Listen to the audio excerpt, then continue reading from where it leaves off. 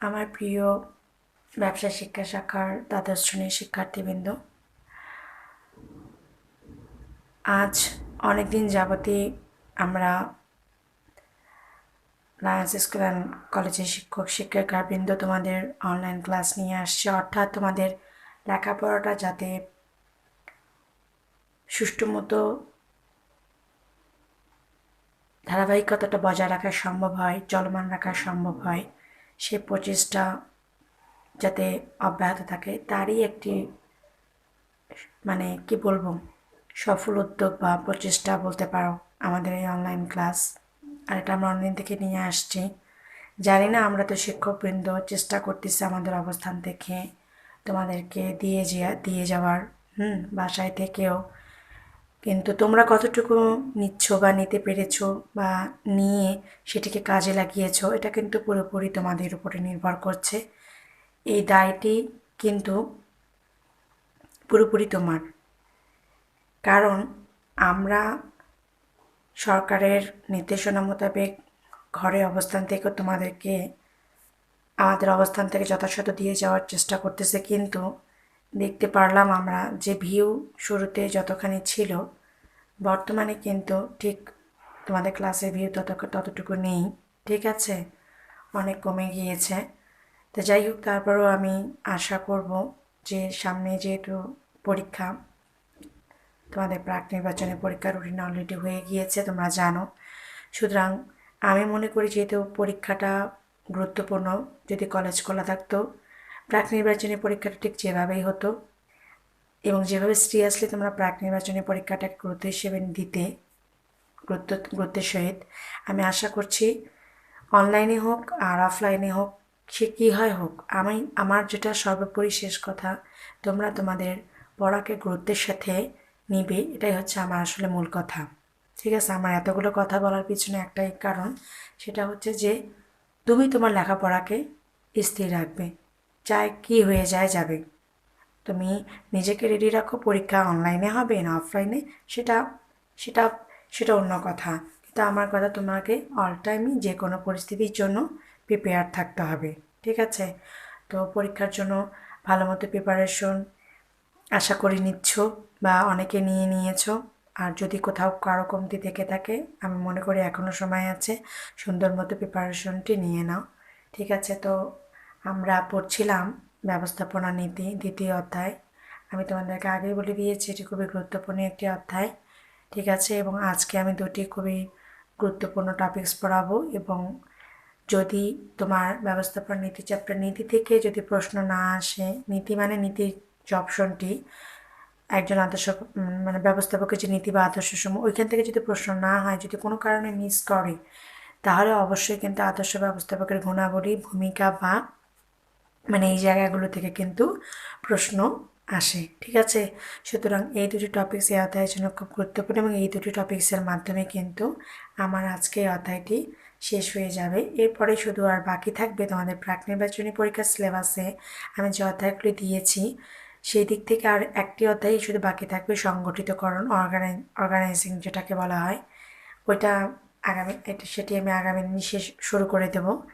তো ঠিক আছে, আর কথা না বাড়িয়ে আমরা আজকের মতো আমাদের আলোচনায় চলে যাই।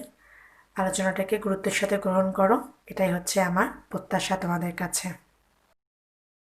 আচ্ছা, প্রথমেই তাহলে আমরা যেটি আলোচনা করব সেটি হচ্ছে যে আদর্শ ব্যবস্থাপকের গুণাবলী নিয়ে।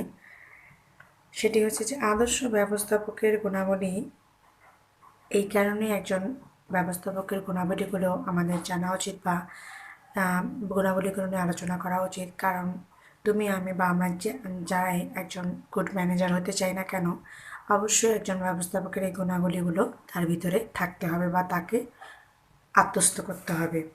প্রথমেই সেটি হচ্ছে অবশ্যই তার শিক্ষা ও জ্ঞান থাকতে হবে, এটা আমরা জানি। কারণ আমি একটা প্রতিষ্ঠানের ম্যানেজমেন্টের দায়িত্বে থাকবো, ম্যানেজার বা ব্যবস্থাপক হব, কিন্তু আমার শিক্ষা বা জ্ঞান ওই বিষয়ে থাকবে না বা আমার যোগ্যতা কম, তা কিন্তু হবে না। আর বৃহদায়তন প্রতিষ্ঠানের ক্ষেত্রে তো অবশ্যই একজন ব্যবস্থাপককে দক্ষতার সাথে তার দায়িত্ব পালন করতে গেলে অবশ্যই উচ্চশিক্ষায় শিক্ষিত এবং জ্ঞানসম্পন্ন হতে হবে, কারণ সাংগঠনিক পরিচালনা সম্পর্কিত জ্ঞান একজন ব্যবস্থাপককে কিন্তু তার কাজগুলো সুন্দর মতো সম্পাদন করতে কী করে থাকে, সহায়তা করে থাকে। এরপরে যেটি আমি 2 নম্বর পয়েন্ট নিয়ে আলোচনা করবো সেটি হচ্ছে অভিজ্ঞতা। অভিজ্ঞতা খুব মারাত্মক একটা জিনিস। দেখবে তোমরা যে কোনো চাকরির সার্কুলারে নতুন এমপ্লয়ি চাওয়ার আগে কিন্তু এক্সপিরিয়েন্সিভ এমপ্লয়িকেই চাওয়া হয়, অর্থাৎ অভিজ্ঞতাটা কিন্তু উল্লেখ করে দেওয়া। কেন দেওয়া হয়? কারণ একজন মানুষের কাজের অভিজ্ঞতা যদি থাকে তাহলে সে যে প্রতিষ্ঠানে যাক না কেন তাকে কাজগুলো কিন্তু মানে অল্পতেই বুঝিয়ে দিলে তার পক্ষে কিন্তু সে কাজটা সুন্দর মতো করা খুব সহজ হয়ে দাঁড়ায়। কাজে অভিজ্ঞতা একটা মারাত্মক জিনিস, কারণ অভিজ্ঞতার ফলাফল সুদূর প্রসারী হয়ে থাকে। আর অভিজ্ঞতা বলতে যেটা বোঝানো হয়ে থাকে সেটা হচ্ছে যে কাজের সাথে সরাসরি সম্পৃক্ত একটি জ্ঞান, ঠিক আছে? ওই জ্ঞানটা তার অর্জনকৃত, কাজ করতে করতে সে এই অভিজ্ঞতাটা অর্জন করেছে। ব্যবস্থাপনাকে আমরা জানি একদিকে যেমন কলা বলা হয়, একদিকে বিজ্ঞান। তাই কলা হিসেবে একজন ব্যবস্থাপকের প্রায়োগিক অভিজ্ঞতা থাকা দরকার। অন্যদিকে কী করতে হবে, শিক্ষিত কম হওয়ার পরও যারা ব্যবসায় ভালো করছেন এটা সম্ভব হয়েছে হয় তার দীর্ঘ অভিজ্ঞতার কারণে। কাজেই ব্যবস্থাপনাকে যদি কলা ও বিজ্ঞানের দুটি নামে যদি আমি আখ্যায়িত করি তাহলে যেমন আমার প্রায়োগিক অভিজ্ঞতা থাকা দরকার, তেমনই কিন্তু যদি মানে কি বলবো যে একজন ব্যক্তি কম শিক্ষিত কিন্তু তার অভিজ্ঞতাটা অনেক বেশি, তাহলে কিন্তু একজন ব্যক্তি অনেক শিক্ষিত কিন্তু তার অভিজ্ঞতা কম, তাহলে কিন্তু হবে না। কিন্তু একজন ব্যক্তি কম শিক্ষিত কিন্তু তার অভিজ্ঞতাটা অনেক বেশি, সেই ব্যক্তিই কিন্তু একটা প্রতিষ্ঠানের জন্য বেশি ফলপ্রসূ হবে, ঠিক আছে? এরপরে আমি যেটা আলোচনা করবো যে পয়েন্টটি নিয়ে সেটি হচ্ছে যে শারীরিক ও মানসিক সামর্থ্য। অবশ্যই একজন ব্যক্তির শারীরিক ও মানসিক সামর্থ্য তার যে কোনো কাজকে কী করে থাকে, বেগবান করে থাকে। শুধু শারীরিক ভালো থাকলেই হবে না, মানসিক সুস্থতা দরকার আছে। দুটোই একে অপরের সাথে কি অঙ্গাঙ্গিভাবে জড়িত। কাজে শারীরিক ও মানসিক সুস্থতা কী করে, একজন মানুষকে দৃঢ় করে তোলে।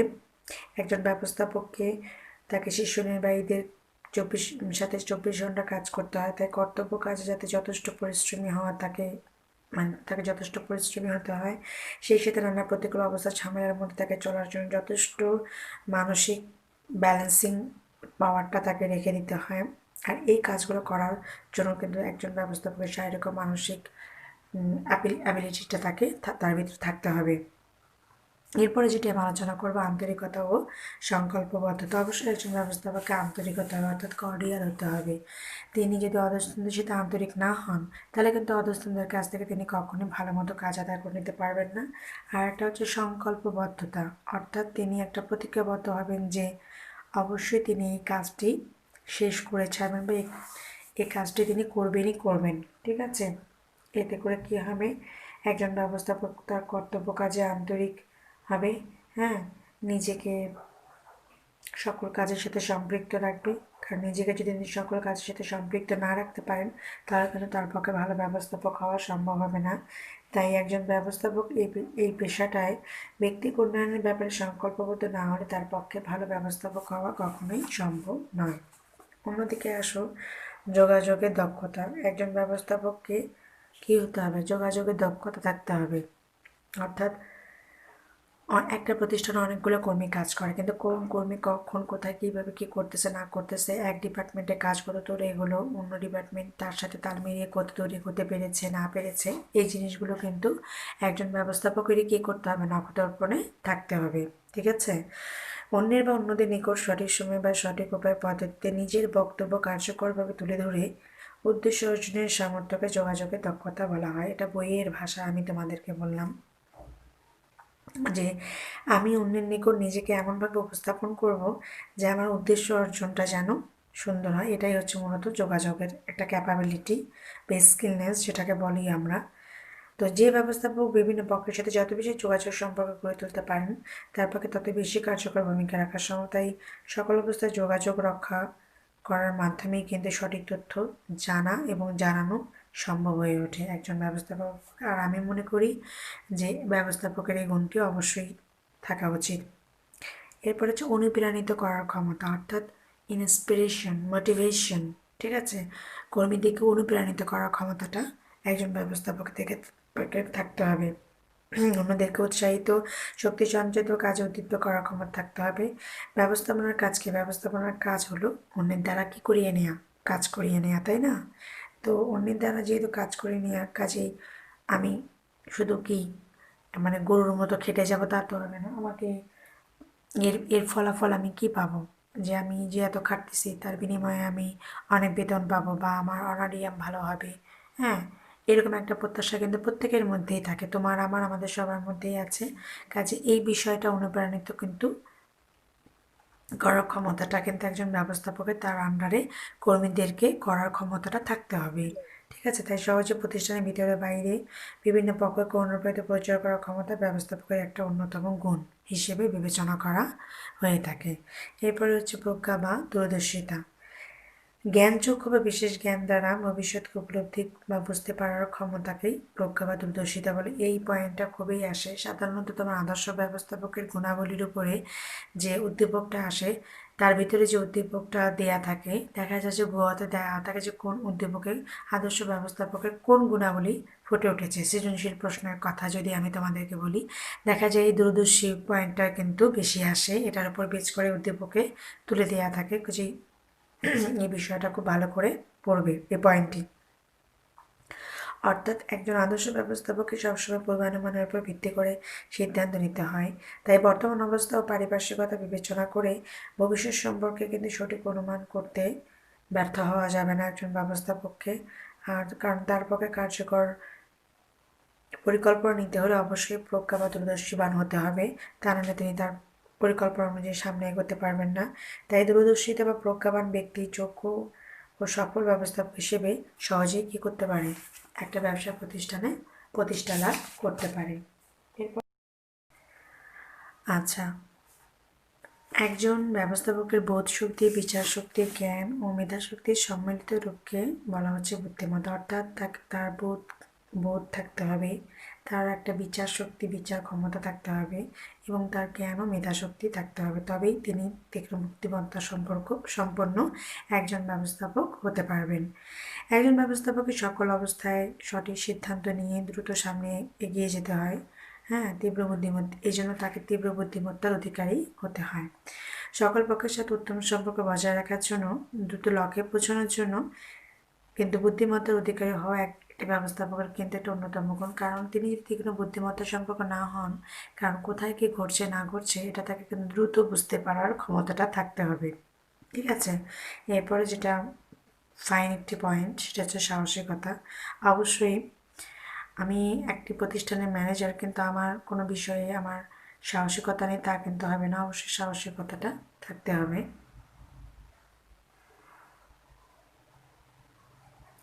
এরপরে সেটা হচ্ছে যে কী করতে হবে, যে যেহেতু ব্যবসাটি সবসময় একটা ঝুঁকির সাথে জড়িত, কাজেই সেক্ষেত্রে নতুন উদ্যোগ বা নতুন পরিকল্পনা গ্রহণ সবসময় কিন্তু ঝুঁকি এবং অনিশ্চয়তা এক্ষেত্রে বিদ্যমান থাকে। তাই ব্যবসায়ে যে কোনো ধরনের ঝুঁকি বা অনিশ্চয়তা যাই আসুক না কেন, সেটা মোকাবিলা করার সাহসিকতা কিন্তু ব্যবস্থাপককে থাকতে হবে। কারণ ব্যবসা পরিচালনা করতে গেলে অভ্যন্তরীণ বাণিজ্যিক বাহ্যিক নানান ধরনের কিন্তু সমস্যা পরিলক্ষিত হয়, আর এগুলো মোকাবিলা করার ক্ষমতা যদি একজন ব্যবস্থাপক করতে চান তাহলে অবশ্যই সাহসিকতা সম্পূর্ণ গুণটি তার ভিতরে থাকতে হবে। এরপরে লাস্টলি যেটি পয়েন্ট সেটা হচ্ছে সংযত ব্যক্তিত্ব, অর্থাৎ প্লেজেন্ট পার্সোনালিটি। অবশ্যই একজন ব্যবস্থাপকের ব্যক্তিত্বটা কিন্তু চোখে ধরার মতো হতে হবে, অর্থাৎ তার ব্যক্তিত্ব দেখে তার অধীনস্থ কর্মচারীরা বা অন্যান্য যারা মানে কর্মকর্তা রয়েছেন তারা যেন মনে করেন যে না, ইনি আমাদের প্রতিষ্ঠানের যোগ্য একজন ব্যবস্থাপক। তার চিন্তা, কথা, কাজে, কর্মে যেন ভদ্র, মার্জিত, বিনয়ী এই সমস্ত বৈশিষ্ট্যগুলো পরিলক্ষিত হয়, অর্থাৎ সবার কাছে যেন তিনি একটা আকর্ষণীয় ব্যক্তি হিসেবে তার বহিঃপ্রকাশটা ঘটে থাকে। বিচিত্র মনের কর্মী এবং বিচিত্র পরিবেশের মধ্যেও সব দিক বজায় রেখে চলতে হলে ব্যবস্থাপককে অবশ্যই আকর্ষণীয় ব্যক্তিত্বের অধিকারী হতে হবে। ঠিক আছে, তো এই ছিল আদর্শ ব্যবস্থাপকের গুণাবলীর পয়েন্ট। এবারে আমি যেটা তোমাদেরকে নিয়ে আলোচনা করবো সেটা হচ্ছে আদর্শ ব্যবস্থাপকের ভূমিকা। আদর্শ ব্যবস্থাপকের ভূমিকা আসলে তিনটা ভূমিকার পরে আমি আলোচনা করবো। একটা হচ্ছে আন্তঃব্যক্তিক ভূমিকা, একটা তথ্য সংশ্লিষ্ট ভূমিকা, একটা সিদ্ধান্তমূলক ভূমিকা। কারণ একজন আদর্শ ব্যবস্থাপককে যদি প্রতিষ্ঠানের জন্য তিনি ভূমিকা পালন করতে চান, অবশ্যই তাকে এই 3টি ভূমিকা বজায় রাখতে হবে। আন্তঃব্যক্তিক ভূমিকা বজায় রাখতে অন্যের সাথে কথা বলা, আলাপ আলোচনা করার কাজকে একজন ব্যক্তির কিন্তু আন্তঃব্যক্তিক ভূমিকা বলা হয়ে থাকে। আর একজন ব্যবস্থাপকের এই আন্তঃব্যক্তিক ভূমিকাটা অবশ্যই থাকতে হবে, কারণ একজন ব্যবস্থাপকের ঘুম থেকে ওঠার পর থেকে অফিসে যাওয়া বা ঢোকা থেকে শুরু করে বেরিয়ে আসা, এমনকি ঘুমাতে যাওয়ার পূর্ব পর্যন্ত প্রতিষ্ঠানের ভিতরে বাইরে বিভিন্ন ব্যক্তির সাথে কথা বলতে হয়, হ্যাঁ, এবং উপদেশ দিতে হয়, পরামর্শ দিতে হয়, তাদের সম্মতি নিয়ে আসতে হয়, ঊর্ধ্বতন কর্তৃপক্ষের সাথে যোগাযোগ রক্ষা এবং তাদের পরামর্শ গ্রহণ করতে হয়, মাঝে মধ্যে অধস্তনদের নিয়ে সভা করতে হয়, সমস্যা হলে সেটা নিয়ে আলোচনা পরামর্শ সমাধান দেওয়ার প্রয়োজন পড়ে ব্যবস্থাপককে। হ্যাঁ, তো এই কাজগুলো করতে গেলে কিন্তু তাকে মানবীয় দক্ষতা, যোগাযোগের দক্ষতা ইত্যাদি জিনিসগুলো তার ভিতরে থাকতে হবে। আর যদি একজন ব্যবস্থাপক মানুষের সাথে কথা বলতে বিরক্তিবোধ করেন, যোগাযোগ রক্ষায় অনীহায় ভোগেন, বিভিন্ন জনের মোবাইল নম্বর, ইমেল নম্বর সংরক্ষণ, যোগাযোগ নিরুৎসাহিত হন, তবে তার পক্ষে কিন্তু এই ভূমিকাটা কখনোই পালন করা সম্ভব হবে না। এরপরে আমি যে পয়েন্টে নিয়ে আলোচনা করব সেটি হচ্ছে তথ্য সংশ্লিষ্ট ভূমিকা। তথ্য সংগ্রহ, প্রতিদিনের তথ্য সংগ্রহ, তথ্য প্রদান সংক্রান্ত ব্যবস্থাপকের কাজকেই কিন্তু তথ্য সংশ্লিষ্ট ভূমিকা বলা হয়। অর্থাৎ প্রতিদিন তিনি অফিসে যখন এন্ট্রি করবেন, প্রতিষ্ঠানে এন্ট্রি করবেন, তিনি প্রতিদিন কী কী ঘটেছে না ঘটেছে সকল তথ্য সংগ্রহ করবেন এবং সেই অনুযায়ী পরবর্তী নির্দেশমালা বা উপদেশ কী কী হবে না হবে সেই একটা চার্ট তিনি তৈরি করবেন এবং সেইভাবে তিনি তার পুরো দিনটি তার কাজ মানে কার্য কার্যবিধিগুলো কী কী হবে সেভাবে তিনি তৈরি করবেন। কারণ যার কাছে যত তথ্য থাকে ততই তিনি কিন্তু সমৃদ্ধ বলে বিবেচিত হন। প্রতিষ্ঠানের কর্মরত ব্যক্তিবর্গের মধ্যে যিনি যত তথ্য সমৃদ্ধ কার্যকারী, তার পক্ষে তত কি সঠিক সিদ্ধান্ত নিয়ে এগিয়ে যাওয়া সম্ভব। আর একজন ব্যবস্থাপকের কথাই যদি ধরা যায়, তবে দেখা যাবে তাকে সকালে প্রতিষ্ঠানে ঢুকেই সকল প্রতিষ্ঠানে কর্মী এসেছে কিনা, হ্যাঁ, তারপরে কাঁচামাল আসছে কিনা, উৎপাদন ঠিকমতো হচ্ছে কিনা, সমস্যা থাকলে সমস্যার কারণ কি, মাল বিক্রয় হচ্ছে কিনা, মজুদ কি রয়েছে, গ্রাহকের প্রত্যাশা কি, তারা আচরণ কেমন করছে, প্রতিযোগীরা কী ধরনের ভূমিকা নিচ্ছে, এগুলো সবগুলো তথ্য তার কাছে থাকতে হয়। তাই এগুলো এই তথ্য সংগ্রাহক হিসেবে, সংরক্ষক হিসেবে, প্রচারক হিসেবে, এই 3টি রূপ হিসেবে একটা প্রতিষ্ঠানের ব্যবস্থাপকের ভূমিকা খুবই গুরুত্বপূর্ণ। এরপর লাস্ট যেটা ব্যবস্থাপকের ভূমিকা, সেটা হচ্ছে সিদ্ধান্তমূলক ভূমিকা, অর্থাৎ সঠিক সময়ে সঠিক সিদ্ধান্ত গ্রহণের ভূমিকাটাই কিন্তু আসলে সিদ্ধান্ত গ্রহণের ভূমিকার মধ্যে পড়ে। কারণ প্রতিদিন বিভিন্ন ধরনের সমস্যা প্রতিষ্ঠানে থাকবে, সেই সমস্যার সমাধানে করণীয় কী হবে সেটা নির্ধারণের কাজকে ব্যবস্থাপকের সিদ্ধান্তমূলক ভূমিকা বলা হয়ে থাকে। একজন ব্যবস্থাপককে প্রতিনিয়ত বিভিন্ন বিষয়ে সিদ্ধান্ত করণীয় নির্ধারণ করতে হয়, সিদ্ধান্ত দিতে হয়, সিদ্ধান্ত বাস্তবায়নের বিষয়টি দেখতে হয়, ঊর্ধ্বতন কর্তৃক সিদ্ধান্ত গ্রহণের কাজে সহযোগিতা করতে হয়, সম্পৃক্ত থাকতে হয় সিদ্ধান্ত গ্রহণের কাজে ঊর্ধ্বতনের সাথে, যা সব কিছুই ব্যবস্থাপকের প্রাত্যহিক সিদ্ধান্তমূলক ভূমিকার মধ্যে পড়ে। যেমন যেমন একজন উৎপাদন ব্যবস্থাপক সকালে অফিসে যেই শুনলেন তাদের একটা মেশিন কাজ করছে না, মেরামত বিভাগকে জানিয়ে দ্রুত টেকনিশিয়ান আনতে হবে, কাঁচামাল যেটা সরবরাহ করা হয়েছে তা মানসম্পন্ন না হওয়ায় উৎপাদনের মান খারাপ হচ্ছে, করণীয়কে তাকেই কিন্তু সিদ্ধান্ত নিতে হচ্ছে, প্রয়োজনীয় সাধারণ ব্যবস্থাপক থেকে সিদ্ধান্ত জেনে নিতে হবে, বিভাগীয় একজন ফোরম্যান অসদাচরণ করেছে তার বিষয়েও সিদ্ধান্ত দেওয়া দরকার। এরকম বিভিন্ন বিষয় থাকে যেগুলোকে একজন ব্যবস্থাপকের চট করে কিন্তু সিদ্ধান্ত গ্রহণ করতে হয়। ঠিক আছে, তাই দ্রুত ও যথাযথ সিদ্ধান্ত নিতে পারার সামর্থ্য একজন ব্যবস্থাপকের একটা অন্যতম বিশেষ গুণ বলে আমি মনে করি এবং এটি প্রতিষ্ঠানে তার একটা বিশেষ গুণ হিসেবে বিবেচিত হয়ে থাকে। তো আজকের মতো আমার পড়াতে এই দুটি টপিকস আমি তোমাদের জন্য রেখেছিলাম। আশা করি টপিকস দুটি বই খুলে আবারও নিজের মতো করে ভালো করে পড়ে নেবে। সময় নেই আর, পরীক্ষা একদমই আগত অবস্থা। ঠিক আছে, সময়গুলিকে কাজে লাগাও, গণা দিন, পরীক্ষার জন্য প্রস্তুতি হও। তো সবার জন্য দোয়া করছি, তোমরাও আমার জন্য দোয়া করো। তোমাদের সবার মঙ্গল কামনা করে আজকের মতো বিদায় নিচ্ছি। আল্লাহ হাফেজ।